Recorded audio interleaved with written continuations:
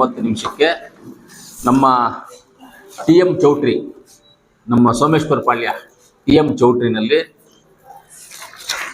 TAPSMS ವತಿಯಿಂದ, taluk society ವತಿಯಿಂದ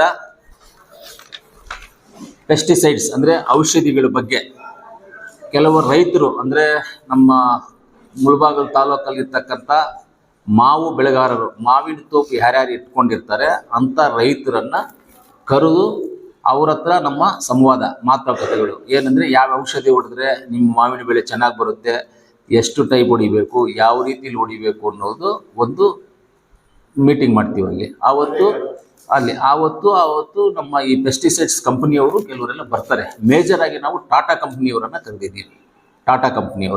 ಯಾಕಂದರೆ ಟಾಟಾ ಅಂದರೆ ನಮ್ಮ ಕಂಪ್ನಿ, ಅದು ನಮ್ಮೂರು ಕಂಪ್ನಿ, ನಮ್ಮ ಕಂಪ್ನಿ ಎಲ್ಲ ನಮ್ಮ ಕಂಪ್ನಿಗಳೇ. ಟಾಟಾ ಅಂದರೆ ನಮಗೆ ಒಳ್ಳೆ ಉತ್ತಮವಾದಂಥ ಸಂಬಂಧ ಇರೋದು, ನಮ್ಮ ರೈತರಿಗಾಗಿ, ನಮ್ಮ ಜನಗಳಿಗಾಗಲಿ ಯಾರಿಗೇ ಆಗಲಿ ಒಳ್ಳೇದು ಮಾಡೋಣ ಅಂತ ಉದ್ದೇಶ ಇರುವಂಥದ್ದು ಟಾಟಾ ಕಂಪ್ನಿ.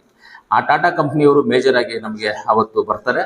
ಆಮೇಲೆ ಮಾವಿನ ಬೆಳೆಗೆ ಎಷ್ಟು ಔಷಧಿ ಹೊಡಿಬೇಕು, ಎಷ್ಟು ಸಲಿಸಿ ಸ್ಪ್ರೇ ಮಾಡಬೇಕು ಅನ್ನೋದು ಅವರೆಲ್ಲ ಒಂದು ಟ್ರೈನಿಂಗು ಮಾಡ್ತಾರೆ, ಒಂದು ಡೆಮೋನು ತೋರಿಸ್ತಾರೆ ಅವರಲ್ಲಿ. ಆವತ್ತು ನಮ್ಮ ರೈತರಿಗೆಲ್ಲ ಮನವರಿಕೆ ಮಾಡಿ ಇವತ್ತು ಏನಾಗಿದೆ ಅಂತ ಹೇಳಿದ್ರೆ, ನಾವು ಮಣ್ಣಿಗೆ ಔಷಧಿಗಳು ಹೊಡೆದು ಏನಾಗಿದೆ, ಮಣ್ಣಲ್ಲಿರ್ತಕ್ಕಂಥ ಹುಳುಗಳನ್ನೆಲ್ಲ ಸಾಯಿಸ್ಬಿಟ್ಟಿದ್ದೀವಿ ನಾವು. ಇವತ್ತು ಮಣ್ಣಿಗೆ ಶಕ್ತಿ ಇಲ್ಲದೆ ಆಗೋಗ್ಬಿಡ್ತಾ ಇದೆ. ಅದರಿಂದ ನಾವು ಅತಿ ಹೆಚ್ಚು ಔಷಧಿಗಳು ಹೊಡೆದು ಇವತ್ತು ನಾವು ಮಣ್ಣನ್ನು ನಾವು ಹಾಳು ಮಾಡ್ಕೊಳ್ತಾ ಇದ್ದೀವಿ. ಅದರಿಂದ ಆ ರೀತಿಲಿ ಆಗಬಾರ್ದು, ಯಾವ ರೀತಿಲಿ ನಾವು ಮಾಡಬೇಕು, ಏನು ಅದಕ್ಕೆ ಸಿಸ್ಟಮ್ಯಾಟಿಕ್ ಇದೆ ಅನ್ನೋದನ್ನು ನಾವು ಒಂದು ಇದು ಮಾಡ್ತಾ ಇದ್ದೀವಿ. ಆವತ್ತು ನಾನು ತಾಲೂಕಿನ ಎಲ್ಲ ರೈತರಿಗೂ ಆಗ್ಬೋದು, ಜಿಲ್ಲೆಯ ಎಲ್ಲ ರೈತರಲ್ಲಿನೂ ಎಲ್ಲರೂ ಮಾವು ಬೆಳೆಗಾರರ ರೈತರಲ್ಲಿ ನಾನು ಮನವಿ ಮಾಡೋದಿಷ್ಟೇ.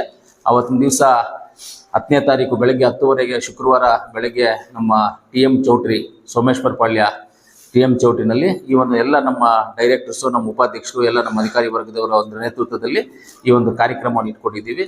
ಯಾವ ರೀತಿಯಲ್ಲಿ ಮಾವು ಬೆಳೆಗಾರರಿಗೆ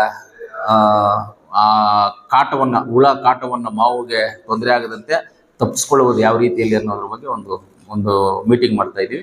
ದಯವಿಟ್ಟು ಅವತ್ತು ಎಲ್ಲ ನಮ್ಮ ಮಾವು ಬೆಳೆಗಾರರು, ಮಾವಿನ ತೋಪು ಇಟ್ಕೊಂಡಿರೋರು, ಮಾವು ಬೆಳೆಗಾರರು ಎಲ್ಲರೂ ಅವತ್ತು ಬಂದು ಅದರಲ್ಲಿ ಭಾಗವಹಿಸಿ ಈ TAPSMS ಸೊಸೈಟಿಯಿಂದ ಎಲ್ಲವನ್ನು ತಿಳ್ಕೊಂಡು ಅವರು ಬೆಳೆಯನ್ನು ಕಾಪಾಡಿಕೊಳ್ಳುವಂಥ ಒಂದು ಪದ್ಧತಿಯನ್ನು ತಿಳ್ಕೋಬೇಕು ಅಂತ ನಾನು ಕೇಳ್ಕೊಳ್ತೀನಿ.